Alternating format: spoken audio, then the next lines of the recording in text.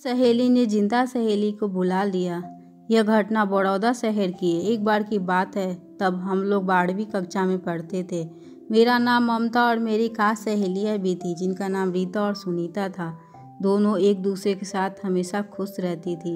एक दिन की बात है जब रीता की शादी तय हो गई।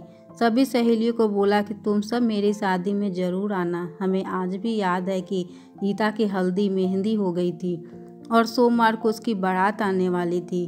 तब हम लोग मिलकर रीता की शादी में उसके घर गए थे और उसकी पक्की सहेली सुनीता भी आई थी। रीता सजी संवरी बैठी थी।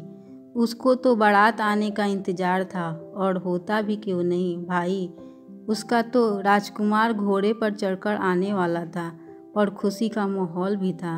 हम सब लोग नाच गा रहे थे और रीता के साथ हंसी मजाक भी कर रहे थे।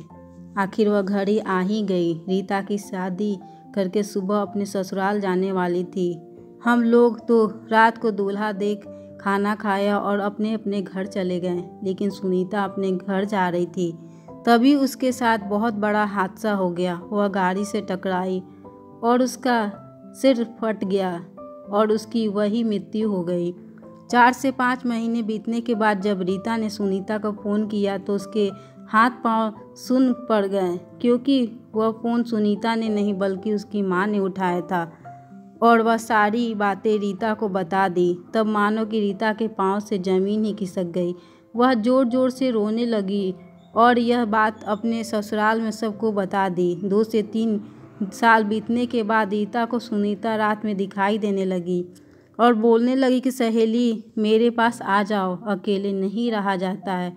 और रीता डर गई, लेकिन सुबह होने पर उसने यह सब बात सबको बताई, लेकिन किसी ने भी उसका विश्वास नहीं किया। यह सब वह सच बोल रही है। धीरे धीरे दिन बीतने लगा और रीता मानो पागल सी हो गई थी।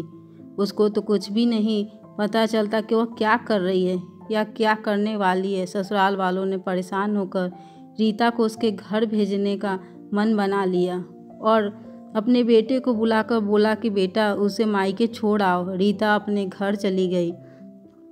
रीता वहाँ भी मायके में भी वही सब उसे दिखाई देने लगा जो कि उसे ससुराल में दिख रही थी। उसकी यह हरकत देखकर उसके पिता ने सोचा कि उसे किसी पंडित को दिखा देते हैं और देखते ही पंडित क्या बोलते हैं। उसके पिता सोच ही रहे थे कि दूसरे दिन दोपहर हो गई। रीता ने फिर अपना दरवाज़ा नहीं खोला।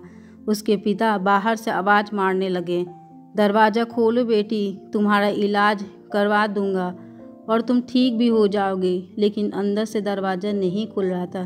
तब उसके पिता डर गए और दरवाज़ा तोड़कर अंदर आ गए। वहाँ का दृश्य देखकर वह बेहोश हो गए। उनके पीछे उनकी पत्नी भी गई थी तो देखा कि रीता पंखे से फांसी लगाकर झूल रही थी, क्योंकि वह मर चुकी थी। तब उसकी माँ समझ गई कि मेरी बेटी सच बोल रही थी। आज उसकी सहेली सुनीता ने उसे बुला ही लिया। आखिर सुनीता मेरी बेटी को लेकर चली ही गई। बिना देखे इन सब बातों पर विश्वास तो नहीं होता। अगर उसके घर वालों ने समय रहते उसकी बातों पर विश्वास किया होता तो आज वो जिंदा होती।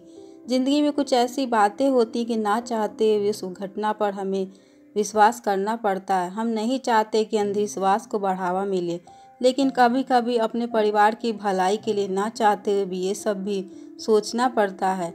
अपना कीमती समय देने के लिए बहुत बहुत धन्यवाद। हमारे चैनल को सब्सक्राइब कर ले कि आप हमारे वीडियो को देख सकें।